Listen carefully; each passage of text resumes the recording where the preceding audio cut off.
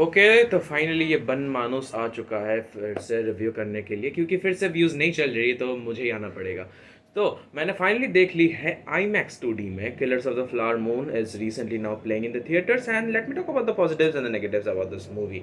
But उससे पहले आपको 3 प्रक्रिया फॉलो करनी है जो लाइक बड़े बड़े डायरेक्टर्स फॉलो कर रहे हैं बॉलीवुड के, बट आप नहीं कर रहे। प्लीज़, और नीचे लाल वाला बटन दिख रहा है उस पर सब्सक्राइब मार दो। आप वीडियोस बाद में देखोगे या नहीं देखोगे वो आप पे डिपेंड करता है, बट रीच थोड़ी मिल जाएगी, मेरे लिए अच्छा है। तो let's talk about the movie.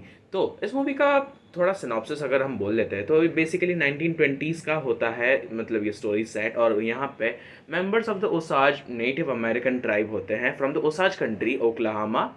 Basically वो मर्डर किए जाते हैं उन लोगों का, ट्राइब में से कोई कोई लोग, after oil is been found on the land, and उनके जगह पे FBI आती है इन्वेस्टिगेट करने में। मतलब आप सोच सकते हैं this is 1920s, but CID आती है इन्वेस्टिगेट करने के लिए एक मर्डर सीन को, और ये मूवी होती है 3.5 घंटे की। धन्यवाद। तो इस मूवी को डायरेक्ट किए हैं द ग्रेट महाशय, I mean, one of my inspirations, I mean most of the people's inspiration, which is Martin Scorsese। अगर आपने उनकी मूवीज़ नहीं देखी है तो मेरी पर्सनल फेवरेट रिकमेंडेशंस होंगी the Taxi Driver, the Wolf of the Wall Street. बस इस दोनों मूवी को अपने फैमिली के साथ मत देखना। हाँ, तो इस मूवी के बारे में बात करेंगे तो पॉजिटिव्स मुझे ऐसे लगा कि लियोनार्डो डिकैप्रियो, उसके बाद लिली ग्लैडस्टोन, जैसे प्लेमंस, रॉबर्ट डी नीरो, इन चारों, और सबसे बड़ा I guess the highlight of the movie it will be the Brendan Fraser. Brendan Fraser अगर आप इनको नहीं जानते तो लास्ट ईयर इन्होंने ऑस्कर्स जीती थी best acting for the movie well. हाँ, वेल था उन मूवी का नाम। तो उसके लिए इन्होंने ऑस्कर जीती and I absolutely loved his performance through out the movie. Leonardo DiCaprio try something new and he of course मतलब अकॉम्प्लिशेस बीइंग, और मैं आप बोल सकते हैं उन्होंने अपना किरदार को अच्छे से निभाया है। अगर हम बाकी के कास्ट के बारे में बात करें तो उन्होंने ठीक ठाक परफॉर्मेंस दी है, मतलब चल जाता है। बट मेरी थिएटर वालों से एक विनती है, अगर एक 3.5 घंटे की पिक्चर हो और कम लोग होते हैं, प्लीज़ प्लीज़ बीच में इंटरवल डालो भाई मुझे। if you know you know yeah।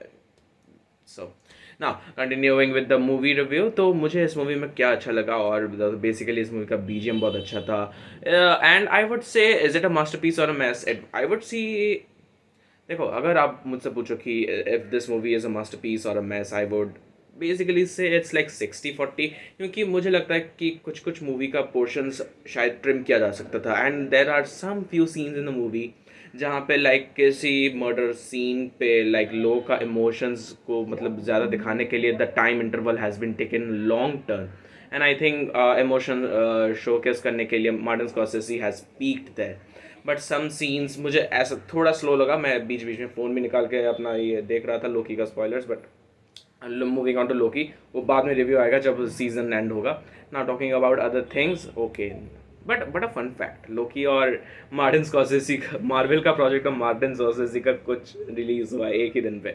That's a nice clash. Okay, now moving on to the negatives. Negatives में वैसा कुछ नहीं है, बट आई वुड से थोड़ा सा मुझे बीच बीच में स्लो लगा। आई गेस 3.5 घंटे की मूवी, उतनी कुछ ज़्यादा ज़रूरत नहीं थी। It can be easily done with in 3 hours and 15 minutes just like avatar the way of water. But ठीक है यार, ऐसा चल ही जाता है कुछ कुछ मूवी। मतलब मुझे तो मज़ा आया देखने में। आपको कैसा लगा ये मूवी देखने में, मुझे को ज़रूर बताएं।